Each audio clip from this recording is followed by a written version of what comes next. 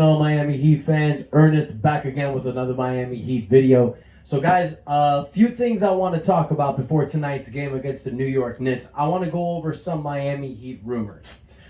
Yesterday in the episode, I discussed a little bit about the trade rumors between Miami and Houston. It's centered around Christian Wood.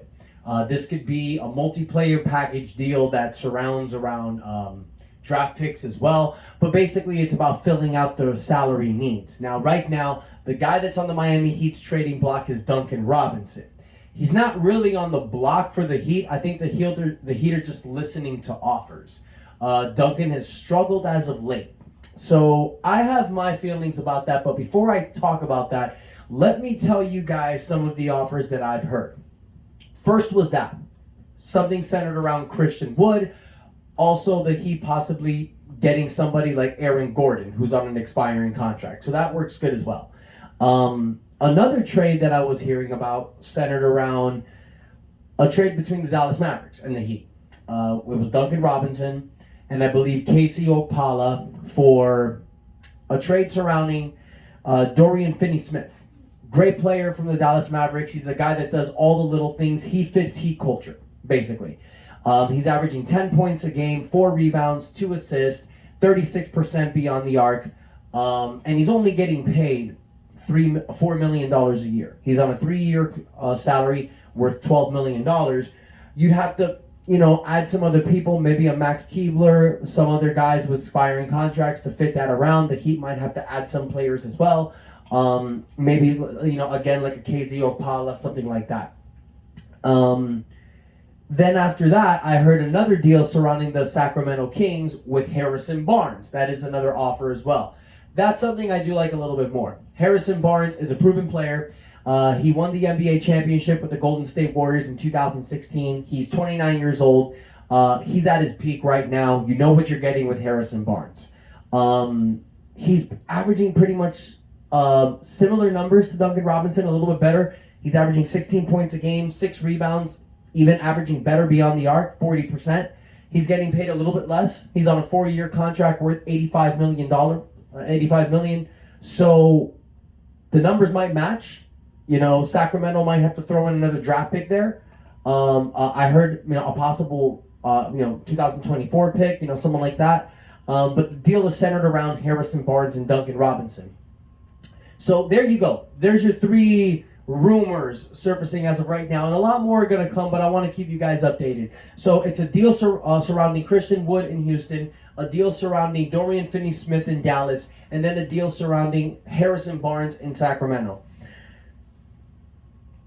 Of the 3, I think the one that is the most appealing might be Sacramento's offer for Harrison Barnes, simply because I like the team that we have already, and if we're going to trade Duncan for someone, it's someone that can help us win now.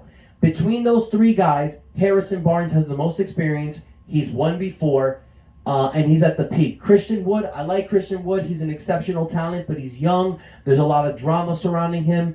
We don't need that. We need a dog, and Christian Wood doesn't really fit that mentality. Of the 3, Dorian Finney-Smith and Harrison Barnes most fit. And I think Harrison Barnes, putting him in this team, would be a great addition. He can fill a lot of roles. He can play the 2, the 3, the 4. You're seeing from his numbers, the guy can score, he can rebound, he can hit shots, and he defends amazing. That's a problem that Duncan Robinson has and why he's losing time to Max Strus. It's not only because Strus is matching him being a 3-point threat, but it's also because Strus can close out defensively. And that's why Strus is closing out games over Duncan. But I will say this. Would I make any of these trades? No. I think if you're going to trade Duncan, man, it's got to be something a little bit better than this. And I know that sounds a little bit ridiculous, but we don't need to make this trade. Now, I'm really interested in the Harrison Barnes deal. If that's something that come trade deadline, that's all we got, and maybe if Sacramento throws in a future first-round draft pick, yeah, maybe you make that deal. That might not happen, but if you can make it happen, great. They're both similar players. Barnes is averaging better for the year. I think it might work for the Heat. I mean, I know I'm being cocky Heat fan and asking for a draft pick. That might not happen. Miami might even have to add one of their young studs. Maybe like a Gabe Vincent or Omar Yurtseven. Sounds crazy, I know, but it's possible. But I don't think Riley will do it. Those guys are playing amazing, and those guys are locked in rotation for next year if we don't get a lot of these guys back. So of the three, the Harrison Barnes is the one that I like the most, but I really wouldn't make this trade, and it's kind of because of what I said yesterday, guys. In 2020, we got lucky getting Duncan Robinson as this three-point specialist, and now we have that with Duncan and Max Strus. Not a lot of teams have 2 3-point specialists, along with guys like Tyler Hero. And let's not forget that PJ Tucker is leading the NBA in three-point percentage. So this is a really good three-point shooting team. Do you want to mess with that? Do you want to ruin that?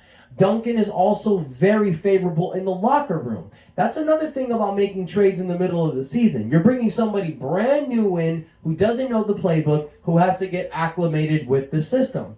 By trading Duncan, you're ruining that chemistry. And another thing that I want to mention, you guys, there is some truth of something that was said. A report, I believe, by Barry Jackson that says Duncan is at his best when Bam Adebayo is on the floor. And we've seen that. Since Bam has been back, Duncan has kind of gone back to his old self. Scored 25 points against the Lakers, hitting 6 threes. Game before that, hit 7 threes against the Hawks. So I really wouldn't make that deal simply because Duncan had to change his game when Bam was injured. There wasn't a lot of that pass and catch and shooting. You know, Bam's up there at the top of the key. He can either hand off the ball to Duncan or go for the keeper. Teams knew that. It was really hard to defend against. And Duncan's got that smooth, quick release. So it works.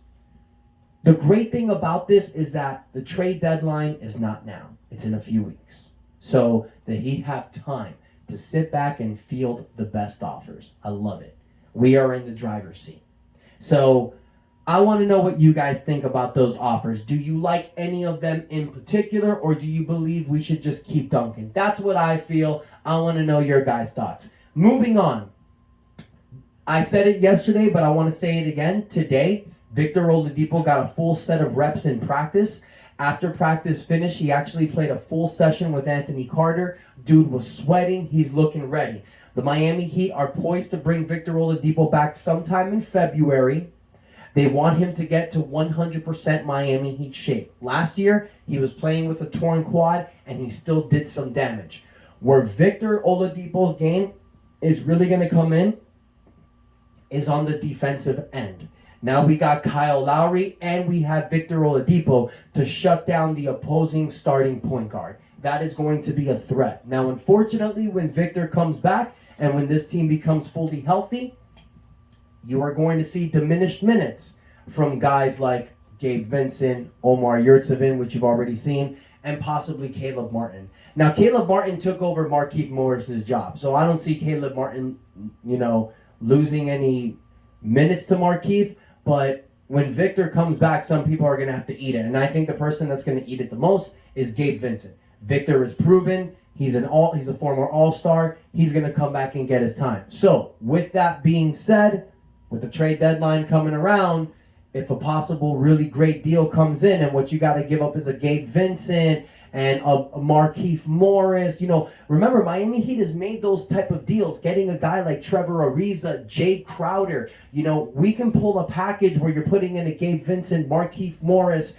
KZ Opala, and these are deals that have been done in the past. So I wouldn't be surprised if Miami makes these little deals and that makes our team that much better. So look out for that, you guys. Tonight, an exciting game. We got the New York Knicks.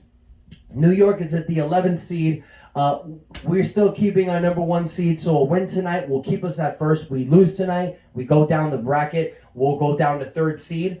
And that depends on Chicago's and Brooklyn's game. So right now we're going back and forth. A win tonight would solidify our 1st seed. So a win tonight is definitely important. How do the Heat make the win tonight? Keep doing what you're doing. Tyler Hero is coming back. I'm not 100% sure about Kyle Lowry. I'll fill you guys up in the comments, letting you know when I hear something. As of right now, he's still out. They're saying personal reasons, but guys, in all honesty, this is maintenance. Kyle Lowry needed time off. He was playing ridiculous minutes at his age. With Miami Heat being the number 1 seed, Spoelstra is pretty much just like, buddy, take a week or two off.